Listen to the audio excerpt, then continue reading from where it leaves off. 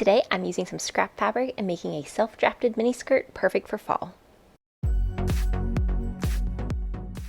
Welcome, I do sewing and DIY related content, and today I'm going to be using this leftover fabric I have from when I made my cape and a bag earlier and making a self-drafted mini skirt. And the way that I'm going to be doing this is I'm cutting out my fabric so that I can have it draped on my dress form, as you can see here, for however much fabric I need to go all the way around the lower portion of my dress form, so the lower portion of my body, to make a skirt. So a lot of this was playing around with the material, seeing if I even had enough to begin with, and once I started to see that I did have enough, I then cut this so that it would be the correct shape and sort of style that I was going for. Now, just because of how much fabric I have, this is going to be a lower rise mini skirt option. I do not have enough to make it really any higher, and then I'm going to be adding some darts in both the front and the back so that it kind of comes together and has more of the skirt shape, since I am not a rectangle. So you can see here I've just kind of drafted out what I'm thinking it's going to look like. I'm going to be adding a zipper on one side, adding those darts in both the front and the back. I thought about adding like a pleat at the bottom, but I think instead, with that extra fabric that I do have, I'm going to be adding a waistband to go around the top. That way it's not as short as it is. So you can see this was the leftover fabric that I had, so I have enough that I can cut out a pretty thick waistband. I can fold that over and it'll give it a really nice look. So that's what I'm going to do. I'm just going to cut out this extra fabric so that I can get that waistband to appear. But now it was time to start finishing off all the edges so I could really start working on my skirt. So to do that, I just used my serger for this and just serged everything up so that it'd be ready to go and I could actually sew. The entire time, stuffing, of course, was helping me very diligently, looking so cute as she slept. And now what it was time to do, though, was to begin putting everything together. So I just took one side seam, since the seam was not going to have a zipper in it. I used a straight seam on this one edge, and then once I had this done, I was able to bring it over to my dress form and start adding in where I wanted the darts to go.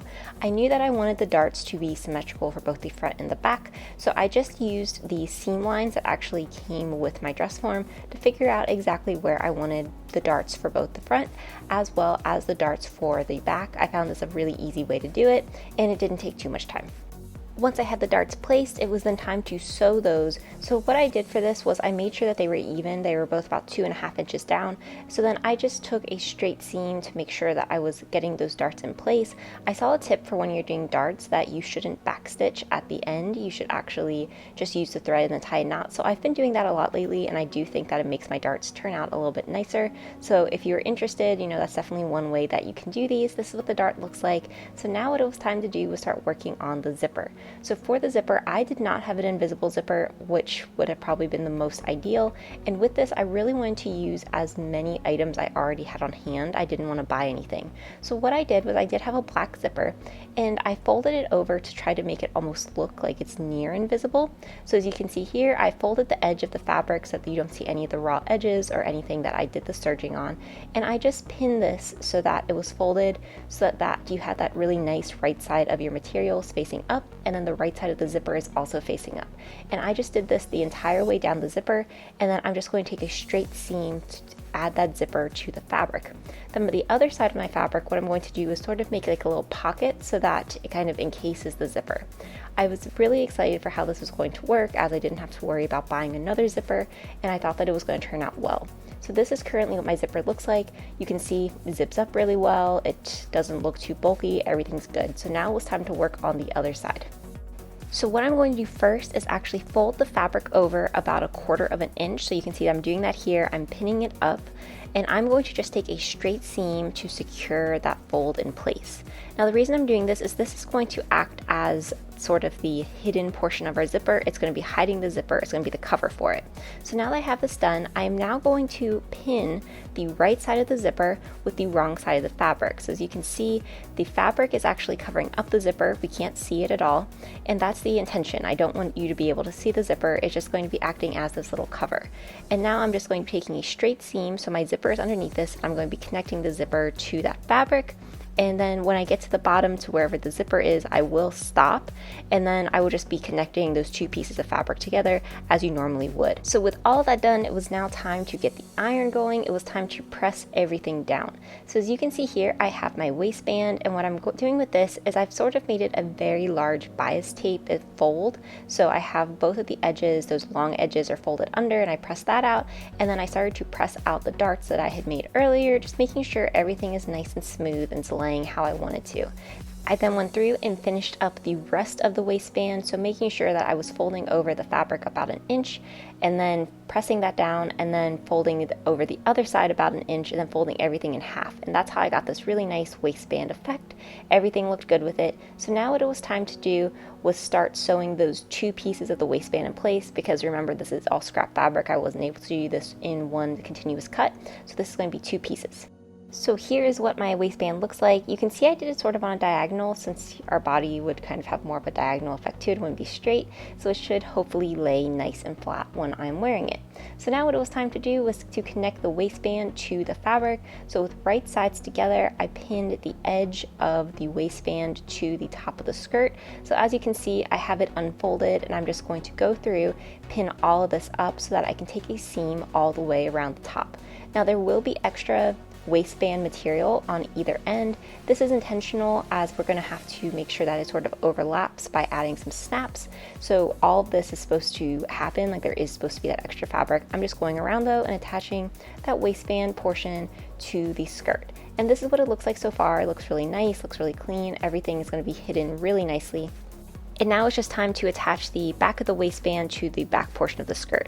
Now, as you can see here, I actually did this sewing portion from the front. So what you see is the outside of the skirt. And the reason that I did this is I wanted to be sure that the seam was invisible. So I'm actually pulling the waistband fabric a little bit away when I was sewing it, so that that seam is actually underneath the waistband. With that said, this is currently what it looks like. So here's what I was talking about, where I have a little extra of the waistband, and we're going to be focusing on that a little bit later, on how I want to fix that up. And then we just need to essentially add the hem to our skirt so that we can have everything finished. For this, I am going to do a really nice rolled hem.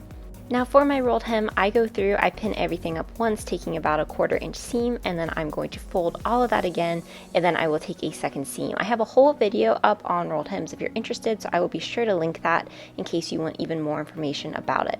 So this is what it currently looks like. So this will be the first seam that I'm doing, just going around taking that very nice narrow rolled hem. So I'm just going to be taking this once, and then I will fold all of this over again so that I can get that really nice and smooth hem effect that I'm looking for.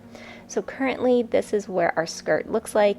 Now it is time to deal with the rest of that waistband. So I'm just going to fold the rest of the waistband with right sides together and just take a diagonal seam wherever I want to chop it off. So you can see there was some extra fabric. I took that diagonal seam and then folded this all in on itself.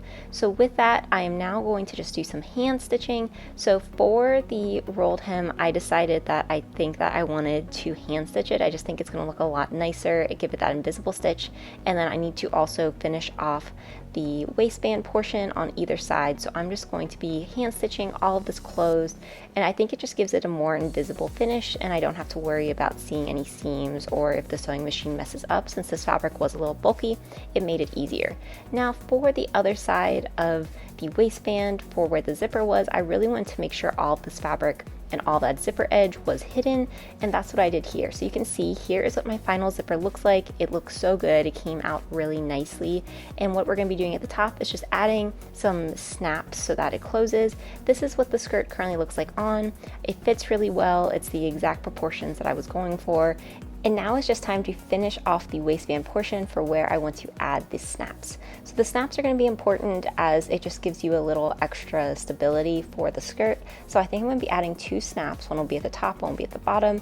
I absolutely love how the zipper turned out though, as you can't really see it, but it has a really nice look. I went ahead and added 3 buttons on the outside just for some decoration, and then you can see the snaps here turned out really good. So here's what the final skirt looks like. I love it, especially since this was all just scrap material. It matches my cape that I made really well, and I actually did make a bag, so be sure to check out that video too.